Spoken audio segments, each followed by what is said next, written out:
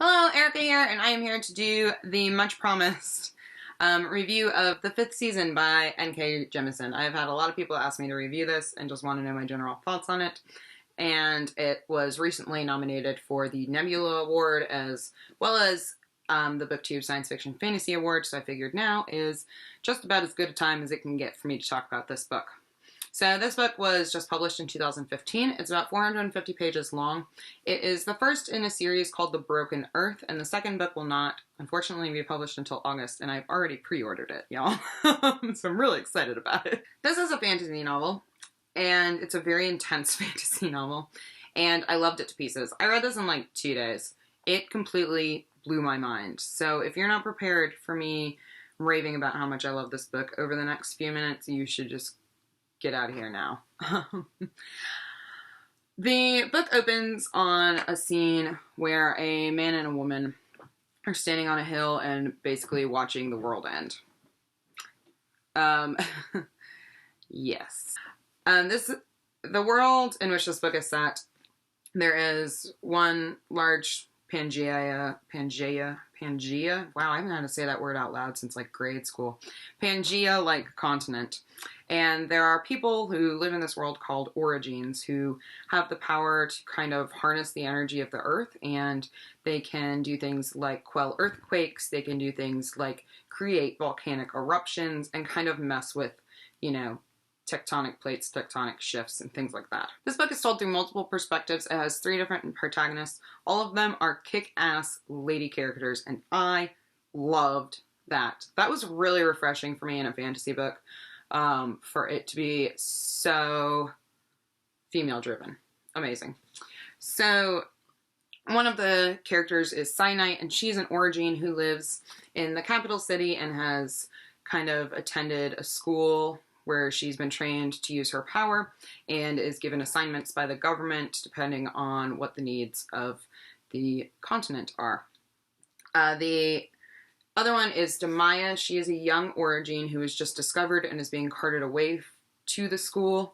And the third perspective is told from the second person, which was done very effectively in this book.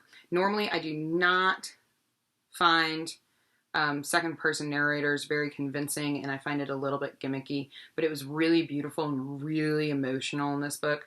I loved all 3 of these characters equally, and, sometimes when you read a book told from multiple perspectives, you're like, oh yeah, I gotta get through this one so I can get back to the one that I like. Well, that was not at all a thing that happened here. I love them all. I want to know what happened to all of them. So the world building in this book is really fantastic, but it's kind of hard to explain. I already mentioned that there are Origines who can kind of harness the power of the earth. What I failed to mention, however, is that in this world, natural disasters are very, very common. And so everyone is always preparing for a season, which is when some great natural disaster happens that will ultimately threaten humanity as a whole by, quashing their resources and just making it difficult to survive. So that's why the book is called The 5th Season. And the world building is much more detailed and complicated than that, and Jemisin does a really great job of feeding you a little bit at a time, so you're always wondering a little bit, but you have enough of a picture to understand what's going on, which I really liked. She wasn't, sometimes I feel like world building in fantasy books can be like too straightforward and that authors can overshare. And I feel like she did a really good job of kind of keeping you guessing and making you work to piece the parts together. Demaya and Cyanite's perspectives are told at a different time than the second person perspective. So their perspective is told before the world ended, whereas the second person narration, follows a character who is trying to survive after the 5th season has begun. Thematically, this book was really rife with really amazing and complicated themes, which I always appreciate in fantasy. There's definitely the sense of otherness and of persecution and kind of bigotry. The Origines in the story are feared, and for that reason they're often hunted down and brutally killed. Nobody wants to give birth to one. They will kill babies who show, signs of having this power.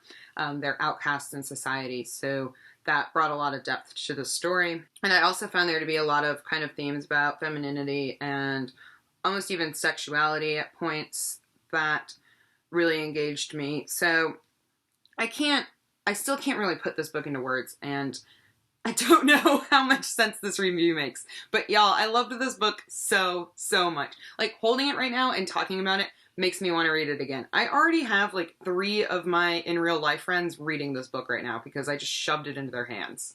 And I'm sorry, my cat keeps jumping on my bed and shaking my camera, which is perched on my bed. But please read this book. I gave it 5 stars. I absolutely loved it. I'm so happy to see N.K. Jemisin getting recognition for this amazing, amazing piece of literature. And if you have read it and have thoughts about it, please let me know down below. If there's anything that I need to clarify because I'm speaking gobbledygook right now or something, please feel free to ask me questions in the comments. And I'll see you all soon. Bye!